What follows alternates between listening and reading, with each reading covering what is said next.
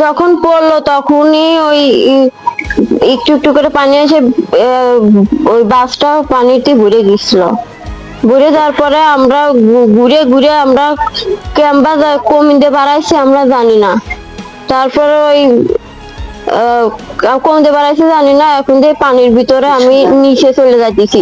নিচে চলে যাওয়ার পরে আমি কিভাবে উঠেছি আমি জানি না। মানুষ যখন চরম বিপদে পড়ে তখনই সে বুঝতে পারে এই পৃথিবীতে যে কতটা অসহায়।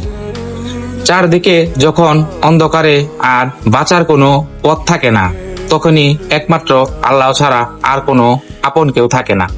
চোখের সামনেই তো দেখলাম বাসটি যখন পানিতে তলিয়ে যাচ্ছিল, চারপাশ থেকে পানি বাসের ভিতর ঢুকে পড়েছিল, তখন এই মহিলা কিভাবে বের হয়ে এলেন তা একমাত্র আল্লাহই জানেন।